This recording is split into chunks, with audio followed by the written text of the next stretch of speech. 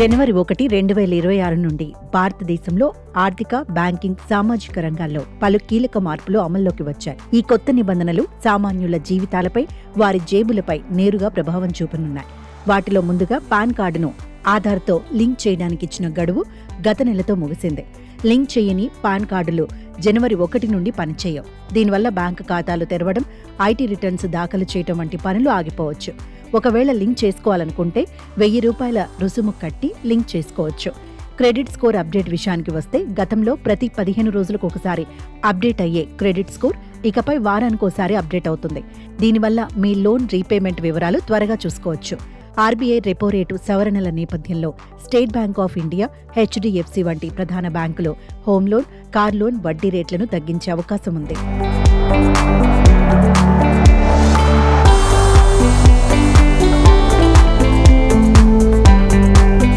వ్యవసాయ రంగంలో పారదర్శకత కోసం కేంద్ర ప్రభుత్వం ఫార్మర్ ఐడిని తప్పనిసరి చేసింది. పీఎం కిసాన్ వంటి పథకాల ద్వారా లబ్ధి పొందాలంటే రైతులు ఖచ్చితంగా ఈ డిజిటల్ గుర్తింపు కార్డును కలిగి ఉండాలి. 7వ వేతన సంఘం గడువు డిసెంబర్ 31, 2025తో ముగిసింది. జనవరి 1, 2026 నుండి 8వ వేతన సంఘం అమల్లోకి వచ్చే ప్రక్రియ ప్రారంభమైంది. దీనివల్ల కేంద్ర ప్రభుత్వ ఉద్యోగులు, పెన్షనర్ల వేతనాలు పెరగనున్నాయి.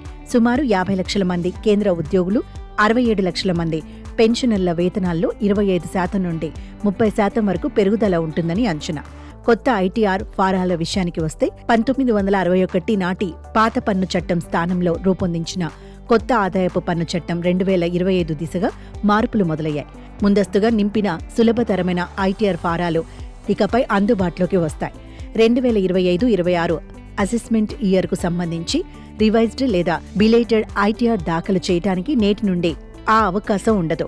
ఆదాయపు పన్ను విషయానికి వస్తే నేటి నుండి కొత్త ఐటీఆర్ ఫారాలు, సులభతరమైన కొత్త ఆదాయపు పన్ను చట్టం 2025 దిశగా మార్పులు మొదలయ్యాయి. ఇక నిత్యావసరాలు, ఇతర ధరల విషయానికి వస్తే చమురు కంపెనీలు కమర్షియల్ ఎల్పీజీ సిలిండర్ ధరను పెంచాయి.